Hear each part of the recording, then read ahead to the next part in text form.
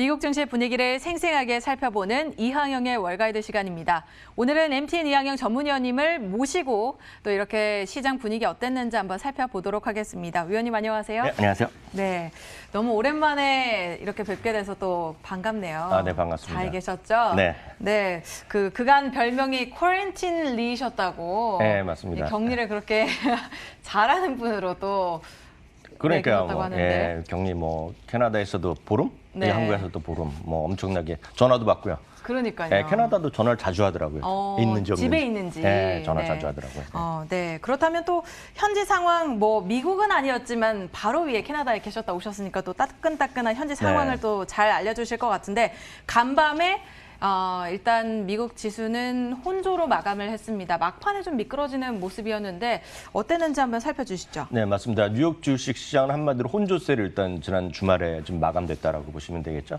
다우지수는 그나마 한 0.4% 올라갔지만 반대로 많은 시청자분들이 또 상대적으로 선호하시는 나스닥은 또 0.4% 정도 내려갔기 때문에 좀 엇갈리는 모습. 시장 중심인 S&P 500은 플러스 마이너스 거의 움직임이 없는 한마디로 혼조 장세로 일단 마감됐다라고 이해하시면 되겠습니다. 호재와 악재가 조금씩 좀 혼재된 하루였는데요. 소매 판매가 기대 이상 늘어났다는 것은 분명히 호재임에 분명합니다. 그래서 다우지수의 반등을 또 올라갔을 때는 좀 기폭제가 됐는데요. 소매 판매가 전월 대비 1.9%가 늘어났습니다. 전망이 한 0.7%였기 때문에요. 전망보다 2배가 늘어났습니다. 5개월 연속 증가하는 모습이었는데요. 아시다시피 미국은 소매 시장의 어떤 결국은 그 소비가 미국 전체 경제의 70% 차지하는데 이렇게 소매 판매가 늘어나는 것 자체 생각보다 더 좋았다는 것은 분명히 긍정적인 소식이 되겠습니다. 그럼 이제 뭐를 많이 샀냐가 더 중요할 텐데 역시 이제 날씨도 추워지고 하니까 옷을 많이 산 거죠. 그러니까 옷이 한 10% 이상 늘어났고요. 그러다 보니 백화점, 이게 오프라인이 됐건 온라인이 됐건 백화점 매출도 한 10% 늘어났고요. 스포츠용품도 좀 늘어났습니다. 자동차, 중고차가 요즘 관심이 많은데 4% 정도 올라갔습니다. 전년 동기 대비로는 리테일 세일즈가 소매 판매가 5% 이상 늘어났는데 올해 들어서는 제일 많이 전년 대비 살아난 거라고 보셔야 되겠습니다. 한편 섹터별로 보면 기술주랑 에너지가 상대적으로 좀 재미없었고요. 나머지는 조금씩 올라가는 모습이 지난 주말 시장에 아주 간단한 그림이 되겠습니다. 네, 이런 시장의 흐름 잘 살펴봤는데 사실 이제 장 초반에 소매 판매 지표가 굉장히 좋았다라는 그런 결과를 보이면서 우리가 기대를 했었거든요. 그렇지만 주식시장은 썩 좋지 않았습니다. 그 이유로는 어떤 것들을 꼽아볼 수 있을까요? 네, 바로 전에 말씀드린 건 약간 상충될 수 있겠는데 뭐냐면 소매 판매 숫자는 좋게 나왔지만 이런 소비 생활이 계속 유지될 수 있을지에 대해서는 서로 다 의문점이 있다고 보셔야 되겠는데요. 그 전날 날죠. 목요일 날 한국 시간은 금요일 아침에 얘기됐던 목요일 발표됐던 신규 실업 청구 건수가 89만 8천 건이 나왔는데요. 지난주 대비 늘어났단 말이죠. 전망이 82.5만 건에 비해서는 오히려 늘어난 겁니다. 거기다가 이제 산업 생산도 5개월 만에 좀 마이너스로 성장했거든요. 0.6% 마이너스입니다. 이건 금요일 날 수치인데요. 지난달은 0.4%였고요. 전망은 0.5% 플러스에 비해서는 오히려 산업 생산이 좀 재미가 없었습니다. 그리고 특히 이제 코로나19 팬데믹 이후에 이전 대비는 여전히 7%. 그러니까 좀씩 플러스는 보너스 나오고 있고 지난 9월 달에 약간 플러스 마이너스 조금 모자랐지만 그럼 이 상황이 팬데믹 이전 대비는 어떠냐? 팬데믹 이전 대비 여전히 6, 7% 아래에 있다는 거죠. 그러니까 아직까지 산업 생산인 걸 쉽게 해서 공장일 수도 있겠고요.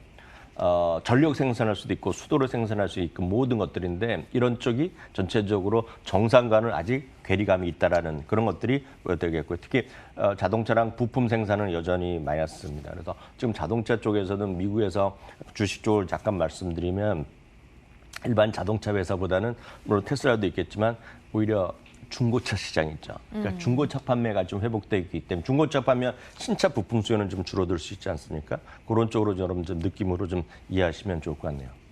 중고차가 많이 판매되는 이유는 뭐라고 봐야 될까요? 상대적으로 이런 거죠. 가격에 대한 것도 상대적으로 좀 저렴할 수 있겠고요. 특히 중고차 판매에서도 예전 우리나라도 마찬가지지만 우리나라도 보고 나서 이제 그 중고차 판매 단지에 많이 가고 있고요. 물론 온라인도 많이 하지만 요즘 미국에서 가장 뜨는 것들은 그 안에서도 온라인으로 위주로 온라인 모바일로 자동차를 보고 거기서 직접 주고 사고 팔고 특히 이런 우리나라도 마찬가지지만 자동차를 보면 중고차를 사다 보면 쉽게 해서 이제 눈탱이 맞는다 표현을 하지 않습니까? 네. 그러다 보니까 그런 걸 잘 좀 확인해주고 그걸 검사해주고 이런 것들을 회사들 같이 좀 뜨고 있는 분위기다라고 이해하시면 되겠습니다. 네. 경제 지표를 보니까 이제 회복을 하는 건 어느 정도 이제 회복세를 보이고 있지만 이것이 쭉 유지가 되느냐 그것이 가장 관건이 될 것으로 보입니다. 그리고 또 미국에서 그리고 유럽 전역에서 코로나19 확진자 수가 점차 또 늘어나고 있더라고요. 이제는 2차가 아니라 3차라고 얘기를 하고 있는데 네, 맞아요. 우리가 어느 정도까지 또 우려를 해야 되는 부분일까요? 이게 이제 우리나라에 계속 계시고 우리나라 뉴스만 보신 분들과 외국에 있는 분들이랑 완전히 판이 다른 분위기거든요. 불과 우리나라가 이제 8월 그 광복절 이후에 이제 우리나라 갑자기 확 늘어났기 있지 않습니까? 네. 그때 보면 이제 미국이 좀 줄어들어서 우리나라가 대한민국 큰일 났다고 보셨지만 실제로 우리나라는 엊그저께 보니까 1단계로 이제 완화된 거 아닙니까? 그래서 우리 사회적 거래두기 그런 것들이요.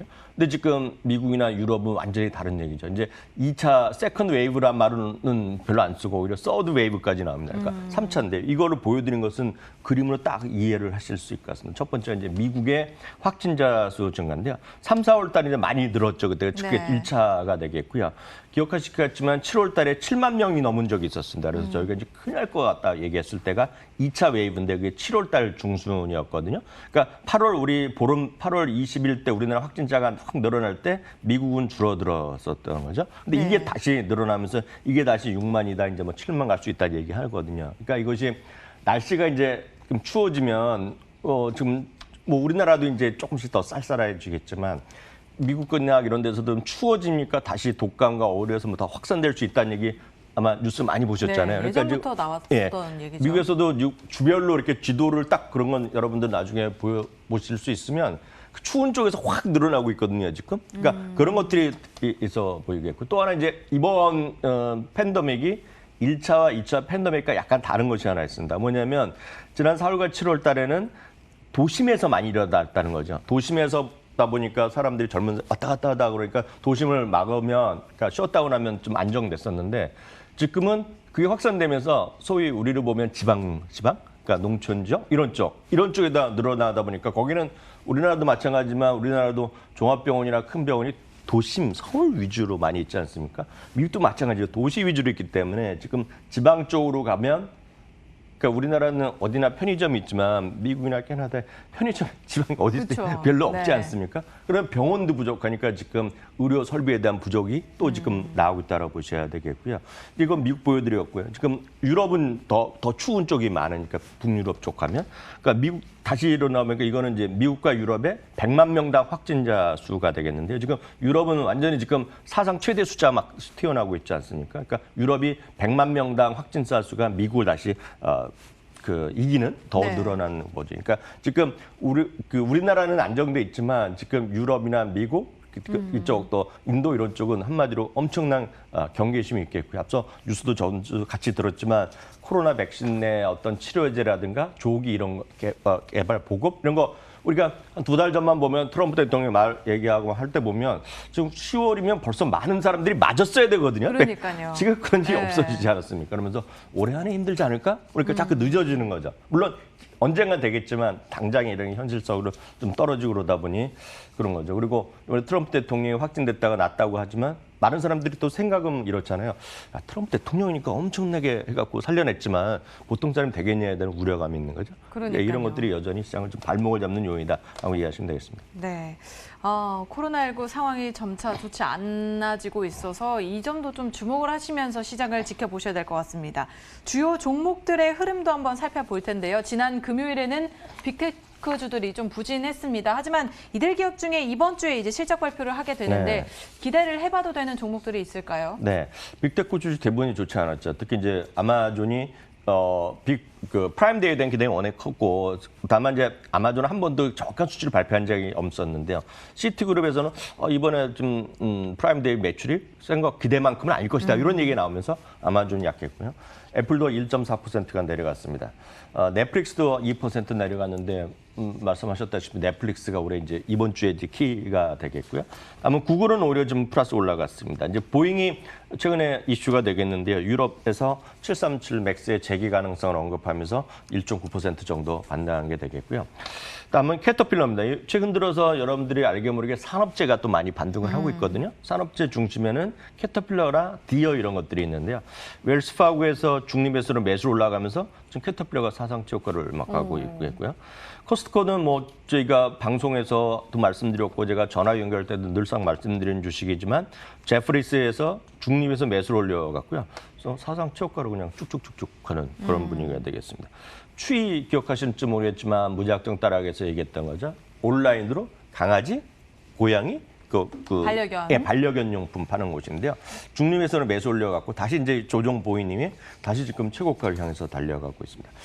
줌비디오는 뭐 말할 게 없죠. 많은 사람들이 줌이란 말이 일반 동사, 일반 명사로 많이 쓰고 있거든요. 그래서 요즘 보면 우리나라도 마찬가지지만 모든 종교 행사, 그러니까 우리나라 이제 대면 예배가 어제 뭐 시작된 걸로 봤는데 네. 해외에서는 그런 걸 온라인에 많이 하는데 뭘 하느냐, 줌으로 한다는 거거든요. 그러니까 그런 줌 비디오가 4.2% 올라가면서 최근 들어서 펠라튼과 더불어서 가장 강한 주식 중에 하나인데요. 특히 이제 번스타인 같은 경우는 워낙 이제 성장주에 대해서 약간 부정적으로나 아니면 소극적으로 보는 것인데 기존의 목표가 228달러에서 단박에 611달러로 월스트리트 하이리를 찍었습니다. 최고를 제시했거든요. 주가는 아주 강한 흐름 보이고 있고요.